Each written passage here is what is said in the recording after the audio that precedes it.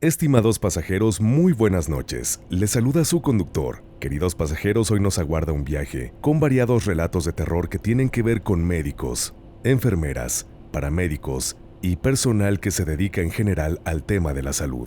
Relatos siempre interesantes, relatos siempre terroríficos.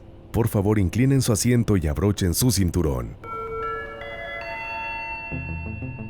Estimados pasajeros, favor de abordar, ya que aquí comienza otro viaje a través de la desolada carretera, con rumbo hacia lo desconocido.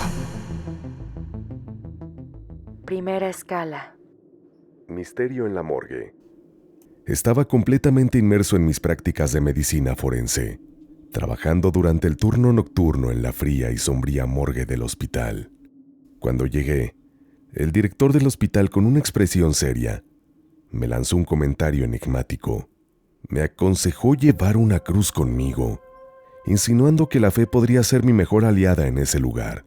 Siendo una persona escéptica por naturaleza, decidí ignorar sus palabras y no darles mayor importancia.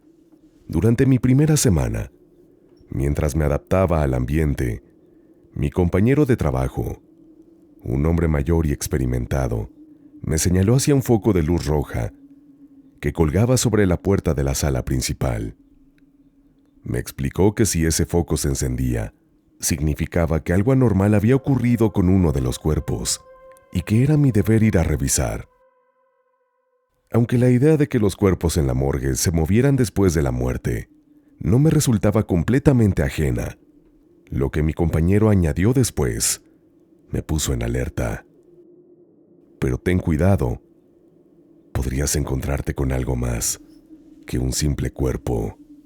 Al principio no tomé muy serio sus advertencias, pensando que eran parte de las típicas supersticiones que circulan en entornos como el hospital.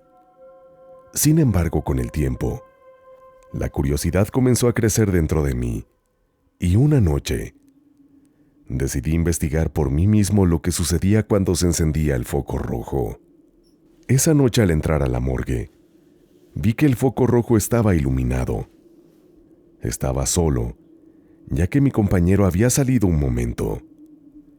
Siguiendo el procedimiento habitual, me dirigí al cuerpo indicado para realizar una revisión. Mientras me acercaba a la mesa donde yacía el cuerpo, una oleada de frío recorrió mi espina dorsal, atribuyéndolo a la baja temperatura del lugar. Con un ligero temor, levanté la sábana que cubría el cuerpo y me encontré con una visión inquietante. Los ojos del difunto estaban completamente abiertos y parecían mirarme fijamente. Un escalofrío me recorrió todo el cuerpo, pero intenté racionalizarlo como un fenómeno post-mortem común. Sin embargo, algo en la intensidad de esa mirada me perturbó profundamente, como si hubiera algo más allá de la simple realidad de la muerte.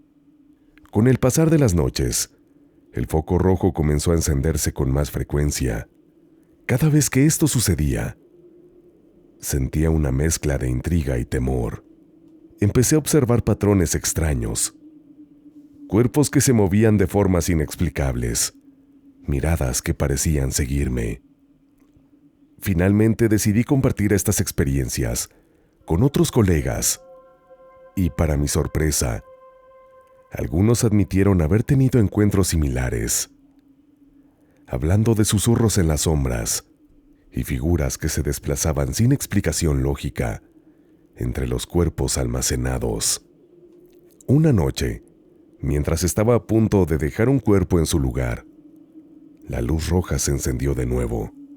Al lado había otro cuerpo, cubierto con una sábana. Al acercarme a ajustarlo, el cuerpo bajo la sábana se incorporó bruscamente. La mandíbula del cuerpo se movió de forma extraña, como si intentara hablar.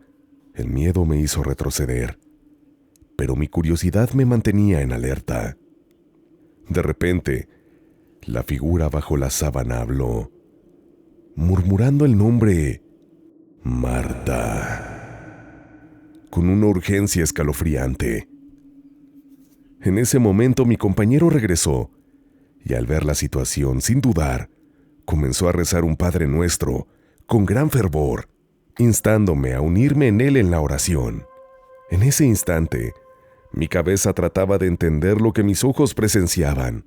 ¿Cómo podía ser que un cuerpo que no tenía vida dijera algo? La confusión me envolvía mientras contemplaba la escena. No sabía qué pensar ni cómo reaccionar ante lo sorprendente. Con la voz de mi compañero resonando en la morgue, murmuré incrédulo: «¡Está vivo! ¡Está vivo! ¿No?». Pero él me miró con decisión y respondió: «No, hermano. A este le hice la autopsia en la tarde. No está vivo». Después de ese asombroso momento, la intriga se apoderó de nosotros. Nos propusimos desentrañar el enigma detrás de este evento inexplicable. Investigamos a fondo sobre la historia del difunto y nos encontramos con revelaciones que añadían más misterio al caso. Resulta que el hombre bajo la sábana tenía conexiones con una red clandestina de actividades ilícitas. A medida que profundizábamos en la investigación, descubrimos que el difunto estaba relacionado con un caso de desaparición. Marta, su hermana, había desaparecido sin dejar rastro años atrás. Así que tal vez, y solo tal vez, el hecho de que el cadáver hubiera pronunciado ese nombre pudiera tener una explicación medio lógica, porque quizás el hombre justo estaba pensando en su hermana cuando murió. A lo mejor estaba a punto de decir el nombre de su hermana, así que se nos ocurrió que tal vez le había pasado algo, como para quedarse con el nombre de su hermana en la garganta. No sé si me explico. Como cuando quieres decir algo pero por alguna razón no puedes. Tal vez eso le pasó, y solamente ya muerto, pudo expresar el nombre de su familiar. Esa es la única explicación no paranormal que a mí se me ocurre. Pero pues la verdad no lo sé. ¿Ustedes qué piensan, conductor y pasajeros? Segunda escala. Incidentes en neonatología. Cuando terminé mis estudios de enfermería, estaba buscando un trabajo o un lugar donde hacer mis prácticas profesionales, en algún hospital o clínica. Gracias a la recomendación de uno de mis profesores, conseguí un puesto en un hospital que estaba a media hora de mi casa. Antes de que comenzara a trabajar, mi profesor me aconsejó que evitara el turno de noche si podía.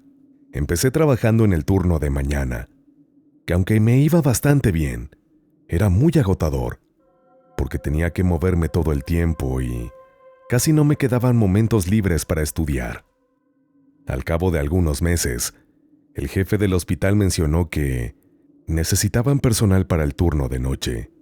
La noticia me entusiasmó, pues siempre había querido trabajar en ese turno, pero siempre me decían que ya estaba completo. Cuando finalmente me asignaron al turno de noche, mi trabajo consistía en cuidar de los pacientes, asegurándome de que tomaran sus medicamentos y ayudándoles en lo que necesitaran. Afortunadamente este turno era menos agotador y me permitía usar algo de tiempo para estudiar. A veces, mientras caminaba por la sala de neonatología, donde se atienden a los bebés prematuros, escuchaba que los bebés empezaban a llorar de repente.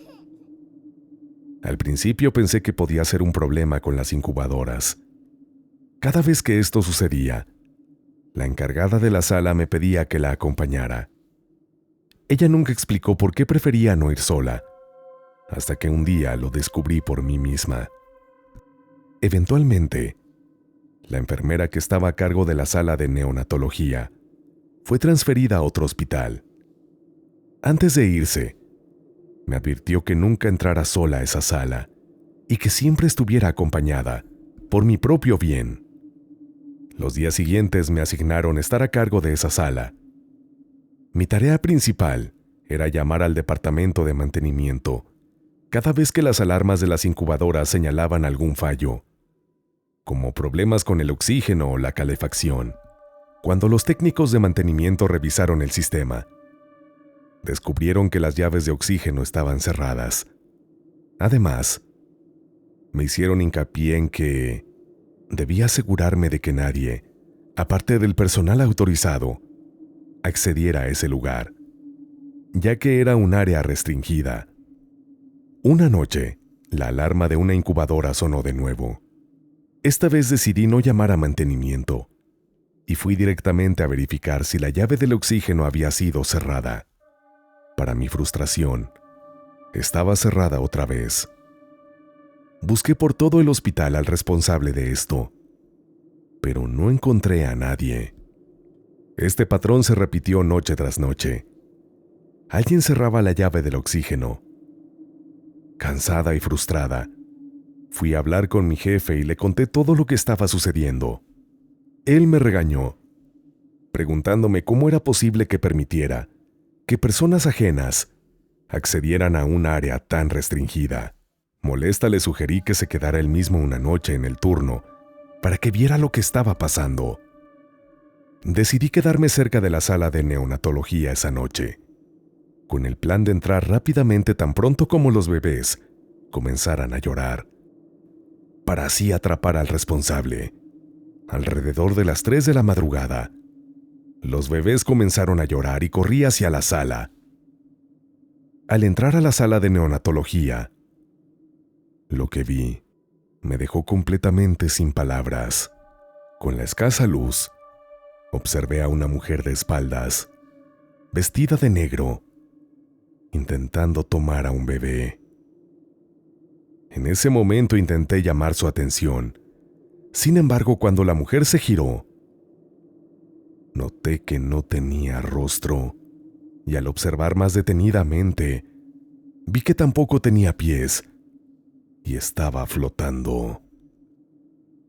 El miedo me invadió tanto que grité fuertemente, lo que hizo que el personal de seguridad, los médicos y las enfermeras acudieran inmediatamente. Al llegar me preguntaron la razón de mi grito. Todos me observaron mientras lloraba. Estaba alterada y temblaba, y tenía dificultades para hablar claramente. Una vez que me calmé, les expliqué lo que había visto. Parecía que uno de los médicos conocía la existencia de esa mujer, porque ese mismo día solicitó la presencia de un cura para bendecir la sala. Cuando el cura llegó, percibió que el ambiente estaba muy cargado. Nos informó que necesitaría de algunos días para purificar completamente el lugar y sugirió que, mientras tanto, trasladáramos a los bebés a otra sala. Después de haber cambiado de sala, los bebés dejaron de llorar y pudieron dormir tranquilamente toda la noche. Reflexionando sobre lo sucedido, ahora comprendo por qué mi colega enfermera, quien inicialmente estaba a cargo de la sala de neonatología, no quería entrar sola. Probablemente ella también había visto a la misma mujer que yo vi. Tercera escala. Presencias en la sala.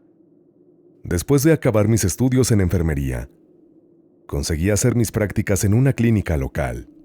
Me asignaron para trabajar en el quirófano, donde mi tarea principal era asegurarme de que los instrumentos estuvieran listos y en orden para las operaciones que se llevarían a cabo. El mayor problema que enfrentaba en mi puesto era la falta de sueño. Varias veces me tocó interrumpir mi descanso nocturno porque nos llamaban para preparar una cirugía urgente. Cuando se presentaba un accidente y algún paciente necesitaba una operación de emergencia, nos avisaban con unos minutos de anticipación. Casi siempre nos tocaba levantarnos en plena madrugada, normalmente entre las 2 y las 4 de la mañana. Una de esas noches, mientras dormíamos, escuchamos claramente a alguien anunciar que necesitábamos preparar la sala de operación, debido a un accidente grave. Inmediatamente mi compañera y yo nos levantamos y corrimos al quirófano para arreglar todo lo necesario. Terminamos de organizar todo y esperamos a los médicos, pero nadie aparecía. Mi compañera, visiblemente molesta, interceptó a un doctor que pasaba por ahí y le preguntó sobre la hora de operación. ya que el quirófano estaba listo. El doctor, sorprendido, nos informó que no había ninguna operación programada y que debíamos volver a dormir. Regresamos a nuestras habitaciones, intentando volver a descansar, pero poco tiempo después, otra vez se escuchó que alguien gritaba la orden de preparar el quirófano. Nos levantamos rápidamente y una vez más, pusimos todo en orden en el quirófano. Esperamos, pero de nuevo nadie vino, muy molesta por haber sido despertada otra vez sin motivo. Decidimos volver a dormir. Sin embargo, minutos más tarde, la misma voz volvió a gritar la orden de preparar el quirófano. A pesar de la frustración y la confusión, sabíamos que debíamos cumplir con nuestra tarea. Así que mientras mi compañera fue a buscar a un doctor para aclarar la situación, yo me adelanté para preparar lo necesario en el quirófano. Poco después trajeron a un paciente gravemente herido en una camilla. Era evidente que necesitaba una cirugía urgente. Cuando el médico entró y vio que todo estaba listo, nos felicitó por nuestra diligencia y rapidez, a pesar de que oficialmente nadie nos había pedido preparar la sala. Mientras el médico realizaba la operación, notó algo peculiar. El paciente tenía un tatuaje de la Santa Muerte en su brazo. En ese momento un pensamiento me cruzó la mente. ¿Sería posible que alguna fuerza misteriosa, como la representada en el tatuaje, nos estuviera indicando preparar el quirófano? Después de la cirugía, el estado del paciente pasó de crítico a estable, pero tras unos días en terapia intensiva, su condición se deterioró y finalmente falleció. Tras su muerte, la atmósfera en la sala de operación se volvió muy pesada, como si alguien nos estuviera observando. Un compañero que trabajaba en el turno de la mañana me contó que mientras preparaba la sala y limpiaba los instrumentos, de repente alguien cerró la puerta con fuerza. Al voltear para ver quién era, se percató de que estaba completamente solo. Otros compañeros relataron que, mientras hacían la limpieza del quirófano, los instrumentos caían al piso sin razón aparente y sentían un ambiente pesado, como si alguien los observara. Incluso el doctor de la sala, que no creía en espantos, pensó en bendecir la sala, ya que nadie podía trabajar tranquilo. Unos días después, pedí ser trasladada de área porque no soportaba sentirme observada, y el ambiente del quirófano se volvía cada vez más opresivo. Si alguien me pregunta qué pasó con la sala de operación, les digo que no tengo idea. Todos mis amigos empezaron a solicitar traslados y se fueron a otros hospitales. Cuarta escala. Encuentro doloroso. Además de mi labor habitual de cuidar el pequeño hospital, una parte de mi trabajo consiste en acompañar a las familias cuando vienen a reconocer a sus seres queridos que han fallecido y se han ido a un lugar mejor. Una noche, mientras me dirigía a mi puesto de trabajo, noté a una mujer vagando cerca del hospital.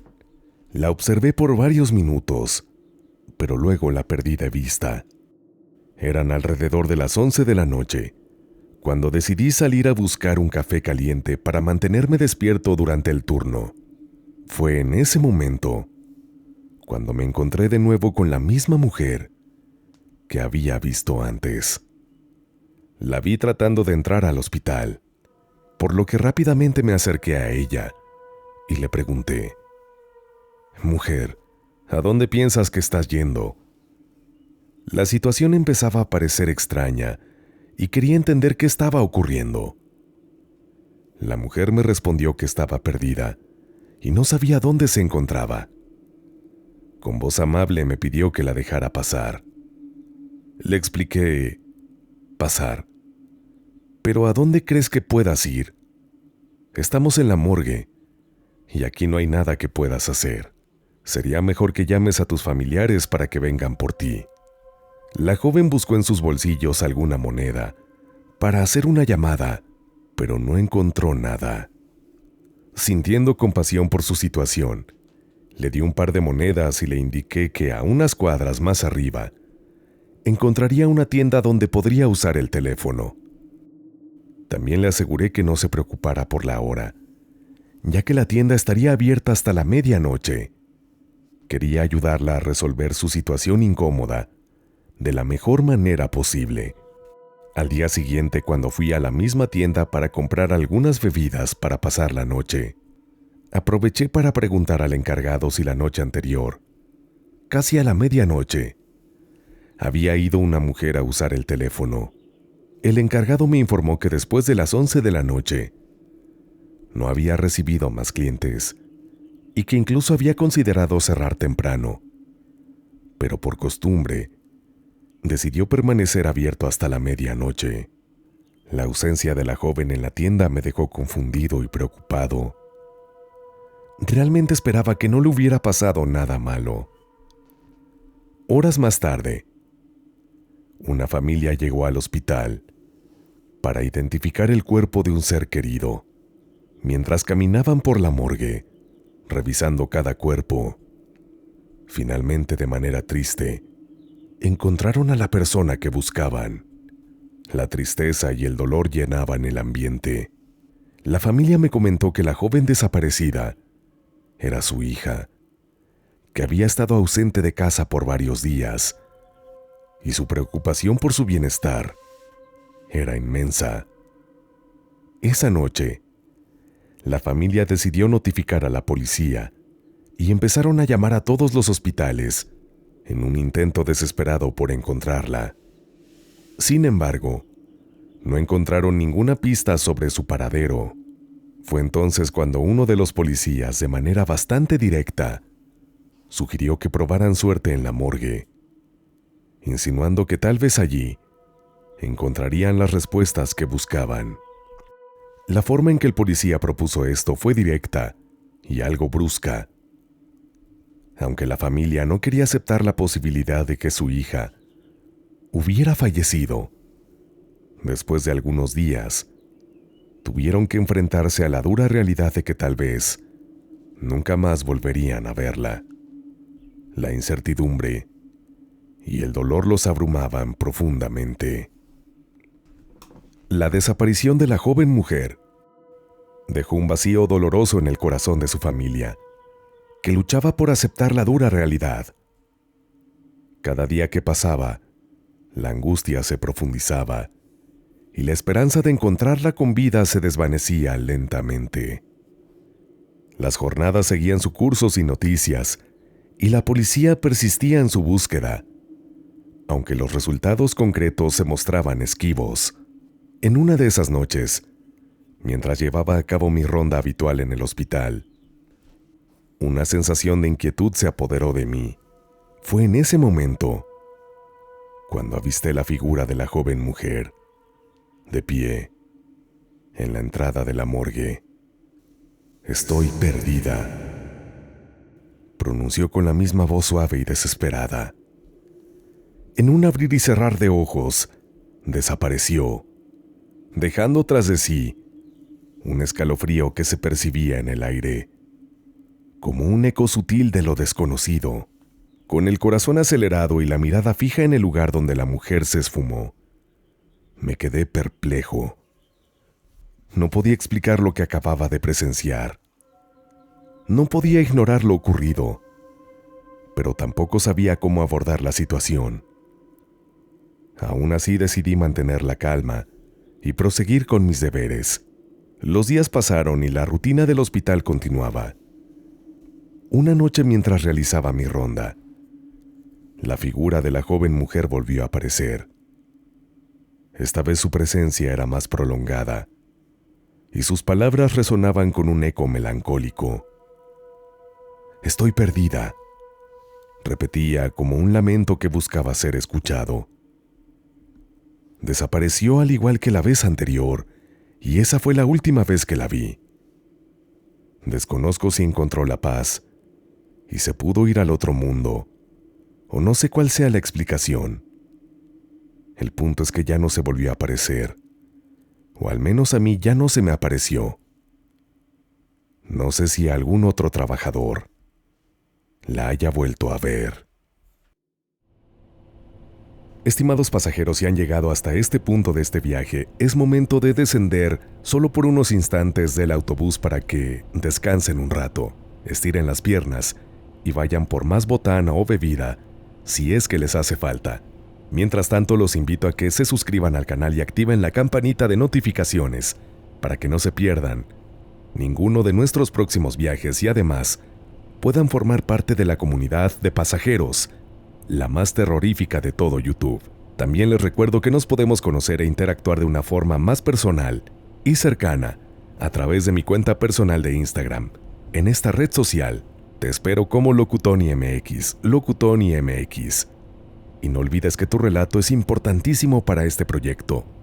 Lo puedes enviar al correo midesoladoes@gmail.com. midesoladoes@gmail.com. De antemano, gracias por darme la oportunidad de narrar tu historia. Ahora sí, pasajeros, vamos a la última, escalofriante y terrorífica escala de esta noche. Quinta escala: el peso de la culpa. Hola a todos. Quisiera compartir con ustedes una experiencia escalofriante que me ocurrió mientras trabajaba en una ambulancia. En ese tiempo, me asignaron a trabajar con otro compañero porque su habitual pareja se había ido de vacaciones. Ser paramédico es realmente agotador. Siempre debes estar listo para cualquier emergencia y además, enfrentarte al tráfico, pues casi nadie le hace caso a la sirena de la ambulancia. Eran casi las 7 de la noche, cuando nos llamaron por un accidente de motocicleta. Al llegar al lugar del accidente, nos dimos cuenta de que la situación era muy grave. El hombre estaba seriamente herido y había perdido mucha sangre. Al momento de subirlo a la ambulancia, yo entré primero para preparar todo dentro, y mientras subíamos la camilla, la billetera del hombre se cayó. Mi compañero no lo notó y siguió empujando la camilla. Sin pensarlo mucho, recogí la billetera y seguí ayudando. Durante el trayecto al hospital, el hombre murió debido a la gran cantidad de sangre que había perdido. Cuando intentaron buscar sus documentos para identificarlo, no encontraron nada, porque la billetera estaba conmigo. Registraron su cuerpo como no identificado, hasta que finalmente pudieron contactar a un familiar. Cuando llegué a mi casa esa noche, sentí algo muy raro, como si alguien me estuviera observando. Mi gato, al verme, se asustó y salió corriendo hacia la calle. Esa noche, mientras intentaba dormir, sentí como si alguien más estuviera en mi habitación. Prendí la luz y vi una sombra que se desvanecía rápidamente. Los días siguientes fueron igual de inquietantes. Me sentía mal y la falta de sueño empezaba a afectarme físicamente. Una enfermera con la que trabajo notó que algo raro pasaba conmigo y me preguntó directamente si había hecho algo malo. Le aseguré que no había hecho nada indebido. Ella me comentó que tiene una habilidad para notar cosas extrañas y que desde que había entrado al hospital, notó que una sombra me seguía. Confundido y molesto por sus preguntas, decidí ignorarla y continuar con mis actividades diarias. Sin embargo, mi salud siguió deteriorándose. Estaba pálido y sentía un frío constante. La misma colega que había mostrado preocupación por mi estado me dio un crucifijo de metal y me recomendó llevarlo siempre conmigo hasta que confesara el error que había cometido o devolviera lo que había tomado. Con el crucifijo puesto pude dormir un poco mejor, aunque todavía sentía la presencia de alguien más, como si no estuviera solo en la habitación. Esa situación me confundía completamente. Una noche tuve un sueño muy vívido, donde un hombre en moto me perseguía, y justo cuando estaba a punto de alcanzarme, desperté bañado en sudor. Fue en ese momento cuando caí en cuenta de la razón de mi sufrimiento. Había tomado la billetera de un hombre que había fallecido. Al día siguiente, asustado, le confesé a mi colega lo que había hecho. Ella, en lugar de reaccionar con enojo, me dijo que ya sospechaba algo así y me aconsejó que devolviera lo robado a la familia del difunto. Sin embargo, no pude hacerlo porque había descartado la billetera y todo lo que contenía, excepto el dinero. Mi colega entonces me sugirió devolver el dinero y además un poco más de lo que había en la billetera. No pude hacerlo de inmediato porque había gastado el dinero en cosas innecesarias. Al llegar fin de mes y recibir mi salario, devolví todo el dinero que había tomado, añadiendo un 50% extra. No fue difícil encontrar el nombre del difunto, porque su historia había sido publicada en el periódico local. Esa noche, desde mi habitación, le pedí perdón al difunto por lo que había hecho, prometiéndole que nunca repetiría tal acto. Después de pedir perdón, algo cambió. Me sentí liberado. Parecía que había sido perdonado y finalmente me dejaron en paz. Los meses siguientes se presentaron situaciones parecidas. Subimos a varios muertitos que llevaban cadenas de oro, billeteras y entre otros objetos de valor. En esas ocasiones no robé nada, porque ya aprendí la lección. Nunca le robes a un muerto, a menos que quieras que éste te siga.